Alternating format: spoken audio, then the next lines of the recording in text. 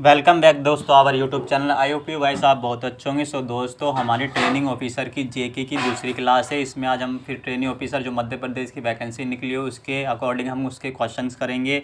और आप चैनल पर नए तो चैनल को सब्सक्राइब करें, वीडियो को लाइक करें। दोस्तों ना ज़्यादा देरी करते हो, अपनी वीडियो शुरुआत करते हैं। चलिए चलते हैं दोस्तों। इसका जो पहला क्वेश्चन है वो आपके सामने लिखा हुआ है। पहला क्वेश्चन है इसका कि भारत में अंतरिक्ष प्रौद्योगिकी की नींव रखने वाले व्यक्ति कौन थे। मतलब कि कहना चाहता है कि जो भारत के स्पेस है टेक्नोलॉजी की जो नींव है, फाउंडेशन किसने की है।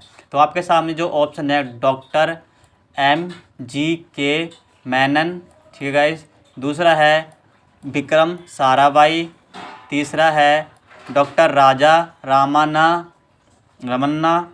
और चौथा है होमी जे भाभा। ठीक है गाइस। तो आपका सही जो ऑप्शन होगा आपका वो आपके सामने है। आपका सही ऑप्शन जो है विक्रम साराभाई हो जाएगा। ठीक है, विक्रम साराभाई आपका सही ऑप्शन इसमें हो जाएगा। चलिए दोस्तों नेक्स्ट क्वेश्चन की तरफ चलते हैं। नेक्स्ट क्वेश्चन इसका देखते हैं। तो गाइस इसका जो नेक्स्ट क्वेश्चन है वो देखते हैं। चलिए दोस्तों इसका अगला सवाल है कि निम्न में से किस नदी का उद्गम मध्य प्रदेश में नहीं होता है।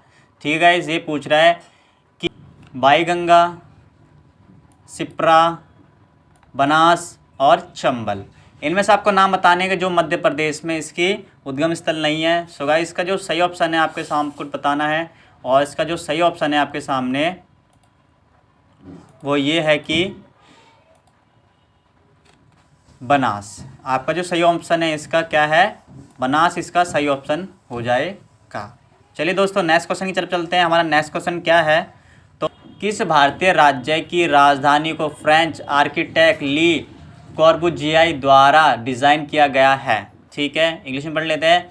विच state capital in India was designed by Le Corbusier the French architect. ठीक है, तो आपके ऑप्शन है आपके सामने है।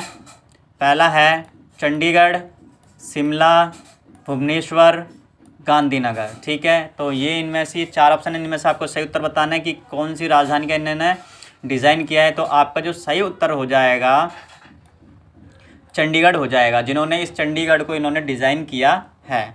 और आपको पता होगा चंडीगढ़ किसकी राजधानी आपकी, तो चंडीगढ़ जो आपकी राजधानी है एक पंजाब और हरियाणा की राजधानी है। ठीक है, पंजाब और हरियाणा की राजधानी है। ठीक है, नेक्स्ट क्वेश्चन चलते हैं। इसका नेक्स्ट क्वेश्चन क्या है कि निम्न में से किस नगर में अलकनंदा व भागीरथी नदियाँ गंगा नदी के निर्माण के लिए विलय करती हैं। मतलब कहना चाहता है कि जो भागीरथी है और अलकनंदा जो नदी है दोनों मिलती हैं गंगा नदी का निर्माण करने के लिए। इंग्लिश में पढ़ लेते हैं।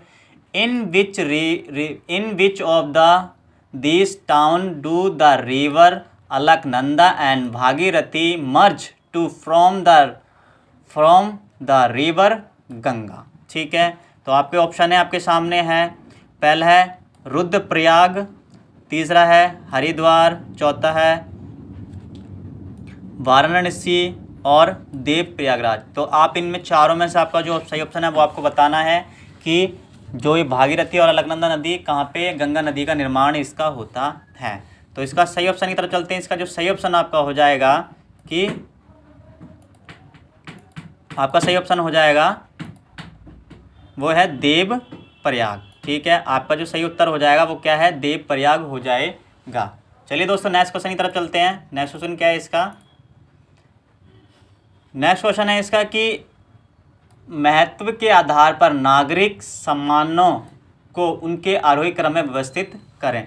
जो हमें अवार्ड मिलते हैं या हमें पुरस्कार जो मिलते हैं उनके अकॉर्डिंग हमें पहले उसके अकॉर्डिंग हमें सीधा करना है। तो अंग्रेजी में पढ़ लेते हैं कि arrange the civilian award in the ascending order of importance. Ascending मतलब कि बढ़ते हुए क्रम में हमें पहले छोटा फिर उससे बड़ा फिर उससे बड़ा ऐसे हमें डिज़ाइन करना है। तो आपके सामने ऑप्शन है, पहला क्या है कि पहले पद्म भूषण, पद्म विभूषण, श्री पद्मश्री और भारत रत्न। ठीक है, दूसरा ऑप्शन है भारत रत्न, पद्म विभूषण, पद्म भूषण, पद्मश्री।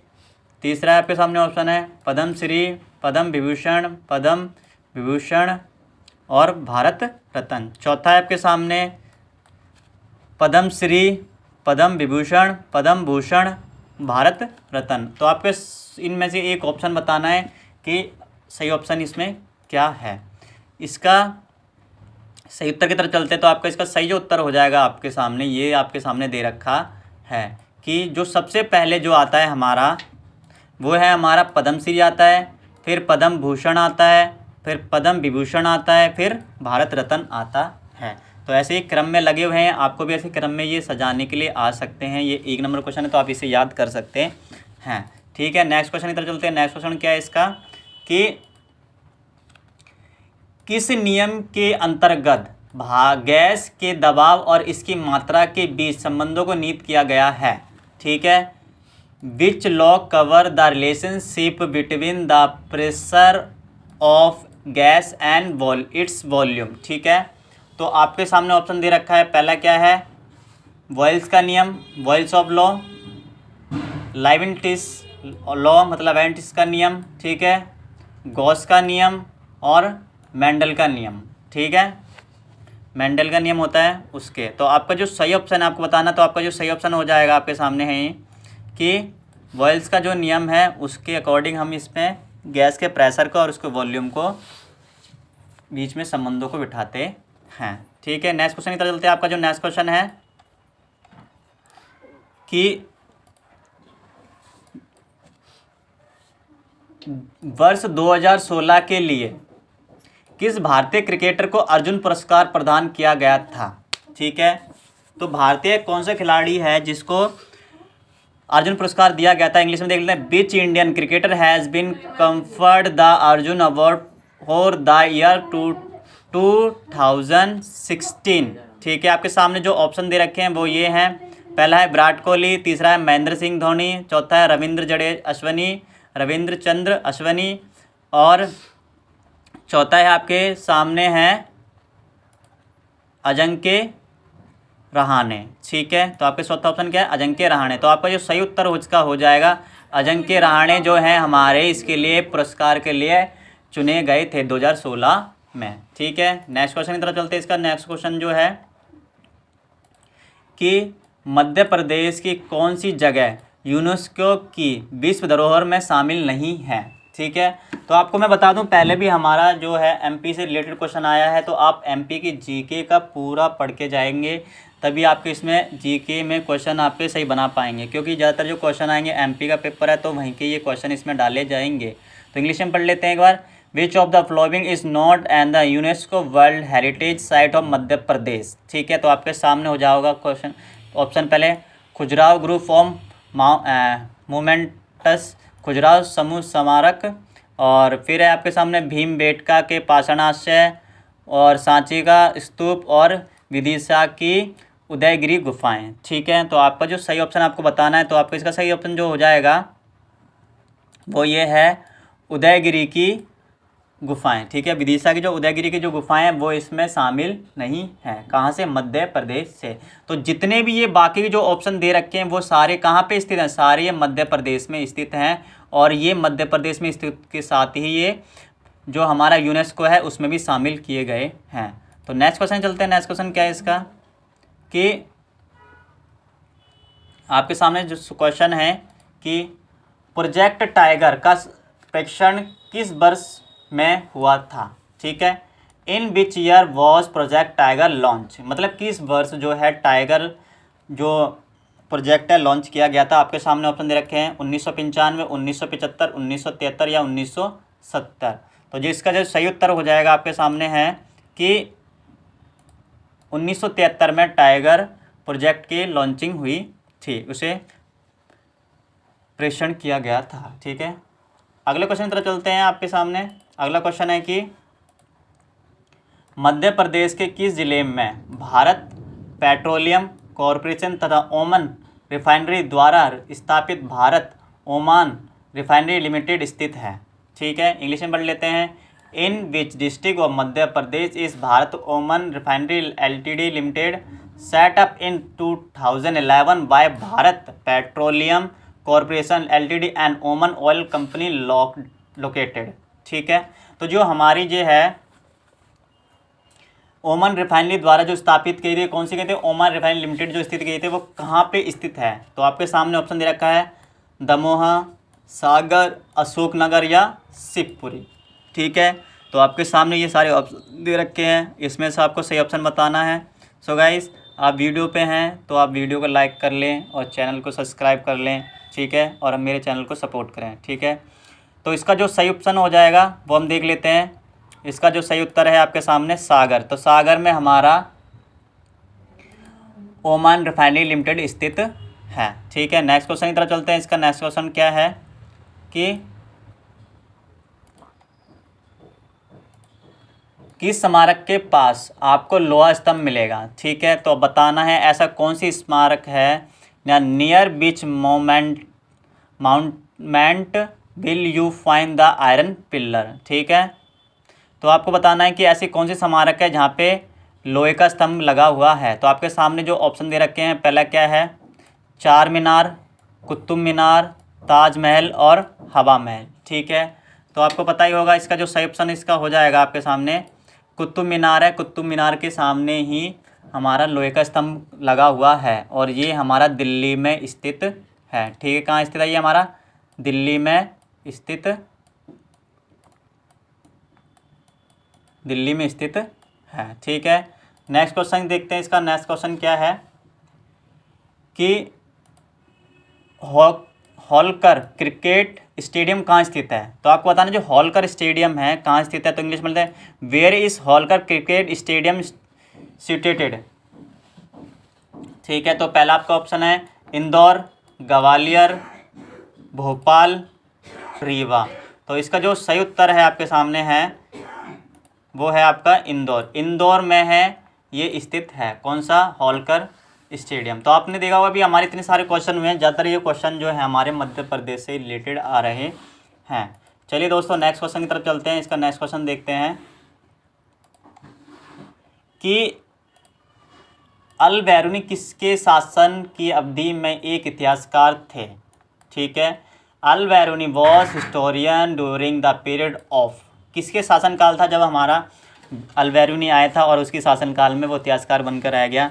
तो उसके आपके सामने अकबर है, बलबन है, मोहम्मद बिन गजनवी है, मोहम्मद बिन तुगलक है। तो आपका सही ऑप्शन जो हो जाए गजनवी के टाइम में ये आया था और उन्हीं की टाइम में ये उनका इतिहासकार बन के रह गया। तो इसका जो सही ऑप्शन है आपके सामने टिक लगा देता हूँ मैं, ये इसका सही ऑप्शन है।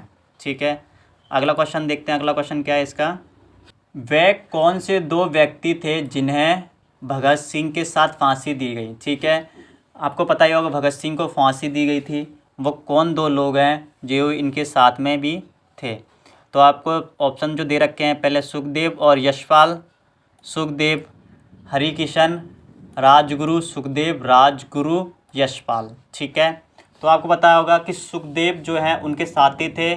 ठीक है, और राजगुरु भी उनके साथ थे, यशपाल नहीं है। तो इन तीनों को ही उस समय फांसी दी गई थी, राजगुरु, सुखदेव और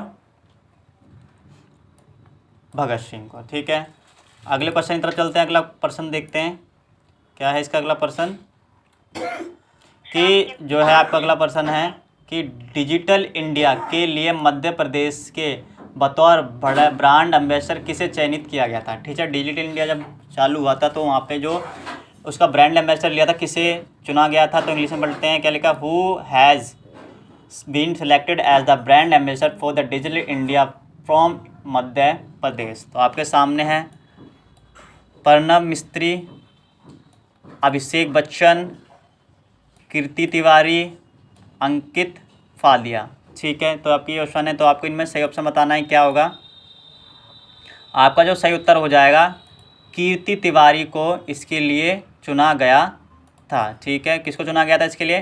कीर्ति तिवारी को इसलिए चुना गया था क्योंकि मध्य प्रदेश में डिजिटल इंडिया के एम्बेसडर के बिहाफ तौर पे। ठीक है, अगले प्रश्न की तरफ चलते हैं। अगला प्रश्न देखते हैं क्या है कि international advance research centre for founder metallurgy and new materialism ARCI, ये लिखा हुआ है ARCI जो है कहाँ पे स्थित है।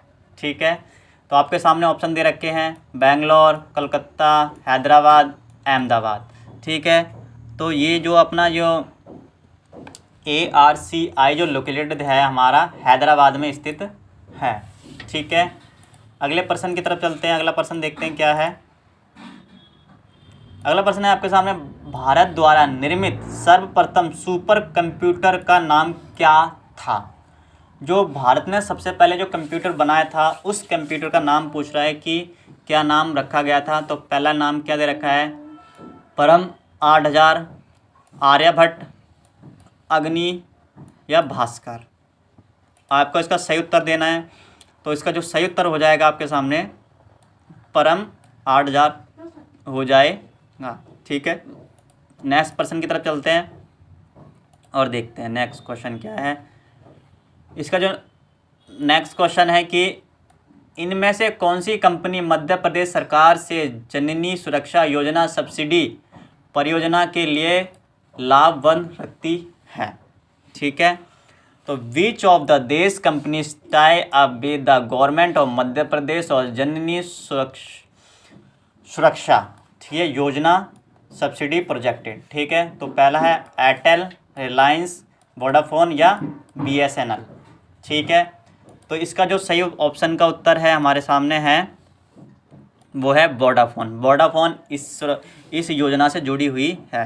राज्यसभा सदस्य के लिए निर्धारित न्यूनतम आयु डैश वर्ष है। The minimum age of the member of Rajya Sabha is dash year. आपको पता होगा राज्यसभा के लिए सदस्य बनने के लिए हमें कितनी एज चाहिए। तो राज्यसभा के सामने जो एज चाहिए वो आपके सामने 25, 35, 35 और 21। ठीक है, ये आपके सामने ऑप्शन दे रखे हैं और इसका जो सही उत्तर है वो मैं आपको बता दूं कि 30 साल आप राज्यसभा के सदस्य बन सकते हैं। भारत का राष्ट्रीय पुष्प क्या है। What is the national flower of India. ठीक है, भारत का जो राष्ट्रीय पुष्प है या फूल है वो कौन सा है। तो आपके सामने ऑप्शन दे रखे हैं लिली, गुलाब, लोटस या सूरजमुखी। ठीक है, तो आपका जो सही ऑप्शन हो जाएगा इसमें से सही उत्तर है वो क्या है, कमल हो जाएगा। ठीक है, आपसे ये पूछ सकता है कि हमारा राष्ट्रीय पशु कौन सा है, वो भी पूछ सकता है आपसे, या हमारा राष्ट्रीय खेल भी पूछ सकता है, और हमारे तिरंगे झंडे के बारे में पूछ सकता है कि कितने बाय कितने अनुपात में बना रहता है। तो ये सारी चीज़ें आप नोट याद करके जाएंगे। ठीक है, अगले क्वेश्चन की तरफ चलते हैं। अगला प्रश्न है इसका, तीर्थ शहर अमरकंटक निम्नलिखित में से किस जिले में स्थित है।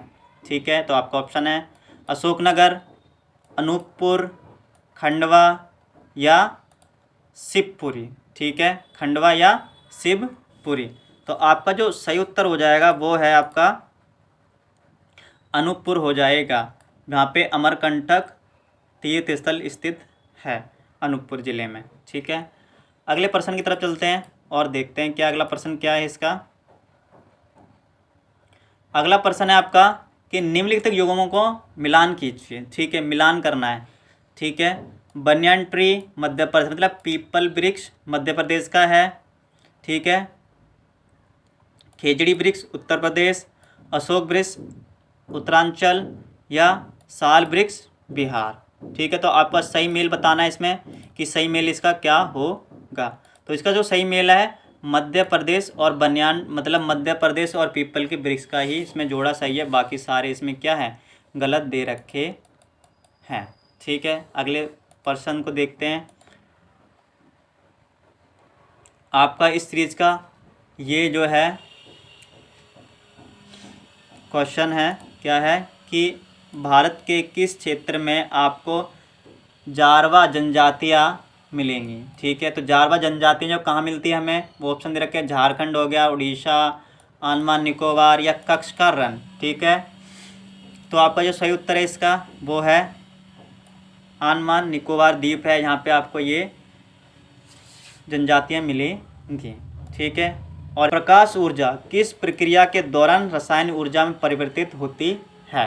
ठीक है। प्रकाश जो ऊर्जा है वो किस प्रक्रिया द्वारा रासायनिक ऊर्जा में परिवर्तित होती है? तो light energy in convert into chemical energy during the process of. ठीक है, तो आपके क्या ऑप्शन दे रखे हैं? फोटोसिंथेटिक्स या प्रकाश संश्लेषण, वसा उपापचय, प्रस्थिवेदन या श्वसन। ठीक है, तो आपका जो सही उत्तर है वो है प्रकाश संश्लेषण हो जाएगा। प्रकाश ऊर्जा को रासायनिक ऊर्जा में बदला जाता है, क्योंकि जब पेड़ों पे जब प्रकाश गिरता है तो अपनी प्रकाश संश्लेषण करते हैं और उसको अपना रासायनिक ऊर्जा में परिवर्तित करते हैं।